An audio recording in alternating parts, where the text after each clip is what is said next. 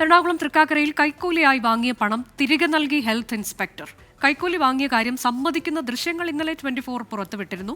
8,000 രൂപ കൈക്കൂലി വാങ്ങിയിട്ടും health inspector Nitish റോയ്ക്കെതിരെ നടപടിയുണ്ടായിരുന്നില്ല. Shyamkumar വിവരങ്ങളുമായി. ശ്യാംകുമാർ, ആദ്യം ഇത് സമ്മതിക്കുന്നു, ഇപ്പോൾ തിരികെ നൽകുന്നു. വിവരങ്ങൾ. അനുജ, തീർച്ചയായും കഴിഞ്ഞ ദിവസമാണ് ഈ നിതീഷ് റോയ്, ഇയാൾ തൃക്കാക്കര നഗരസഭയിലെ ഹെൽത്ത് ഇൻസ്പെക്ടറാണ്.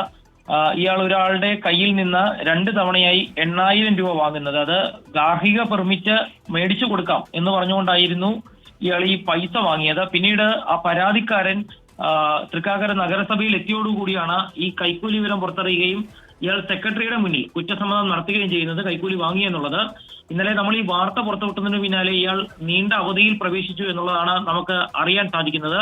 അതിന് പിന്നാലെയാണ് പണം വാങ്ങിയ ആൾക്ക് തന്നെ ഇയാൾ 8,000 രൂപ ഗൂഗിൾ പേ വഴി അയച്ചു കൊടുക്കുന്ന ഒരു സ്ഥിതി ഉണ്ടായിരിക്കുന്നത്. ഏതായാലും കൈക്കൂലി കേസിൽ ഉദ്യോഗസ്ഥൻ പണം വാങ്ങുകയും ആ പണം തിരികെ നൽകുകയും ചെയ്തിരിക്കുന്നു. പക്ഷെ അപ്പോഴും ഇയാളെപ്പോലുള്ള ഉദ്യോഗസ്ഥർക്കെതിരായിട്ട് അച്ചടക്ക നടപടികൾ പോലും ആരംഭിച്ചിട്ടില്ല എന്നുള്ളതാണ് മറ്റൊരു പ്രധാനപ്പെട്ട കാര്യം.